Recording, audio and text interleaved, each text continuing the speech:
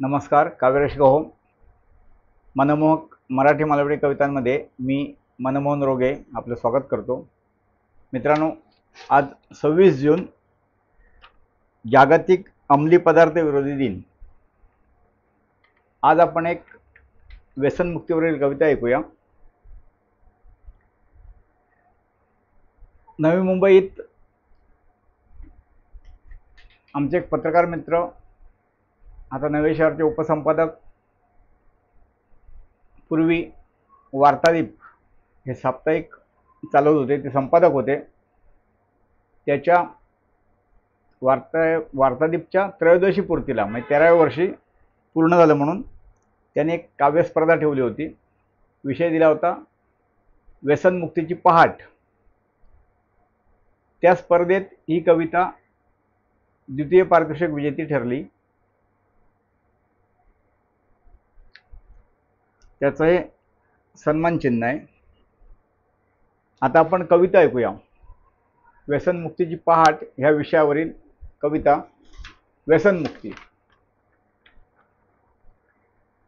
नको विडी सिगारेट फुंकू, नको विडी सिगारेट फुंकू, तंबाखू खाऊन नको थुंकू. नको विडी सिगारेट फुंकू, तंबाखू खाऊन नको थुंकू. शरीर परिसर स्वच्छ राखू, शरीर परिसर स्वच्छ राखू. प्रसन्नतेने जग जिंकू. तोंडाला लागता दारू, तोंडाला लागता दारू, चौफेर उधळतो वारू. तोंडाला लागता दारू, चौफेर उधळतो वारू. न करावे ते पहाशी करू. दारू प्यालेली माणसे. न करावे ते पहाशी करू. आकाशीचं चंद्र जाशी धरू, आकाशीचं चंद्र जाशी धरू. नशा न ये जुगाराची, असं म्हणतात. जुगाराची नशा नाही पण असते. नशा न ये जुगाराची, परी अतृप्तता फार त्याची. नशा न ये जुगाराची, परी अतृप्तता फार त्याची. परीक्षा घेऊ नये विषाची, कथा स्मरावी महाभारताची. जुगार खेळणारा माणूस असतो तो थोडं आणखी खेळलो तर जिंकेल, आणखी खेळलो तर जिंकेल, असं करता करता सगळंच कसं हारत जातो आणि आयुष्य संपवतो. आयुष्य उठतो, आयुष्यातून माणूस अख्खा संसार उद्ध्वस्त होतो. हे चांगलं उदाहरण आपल्या महाभारतातून दिसतं. नशा नये जुगाराची, परी अतृप्तता फार त्याची.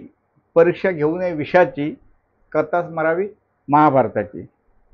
नको नशेली द्रव्य मादक, नको नशेली द्रव्य मादक, जे शरीर स्वास्था मारक.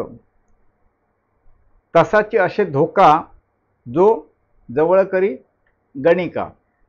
तसाची असे धोका, जो जवळ करी गणिका.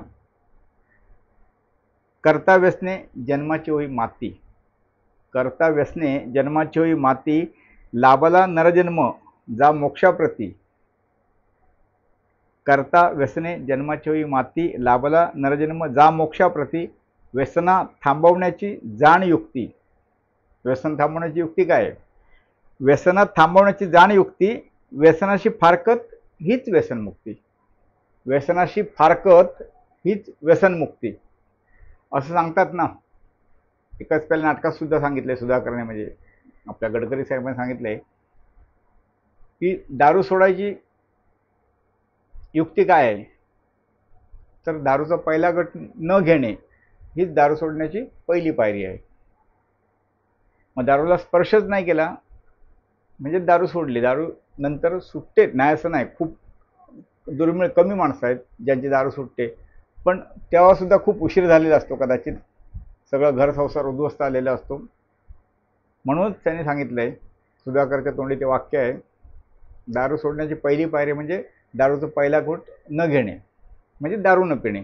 तसंच कुठलंही व्यसन हे सोडायची युक्ती काय, तर ते व्यसनाच्या आहारी किंवा व्यसनाच्या बाजूला न वळणे, व्यसनाची परीक्षाच न घेणे, हेच आहे.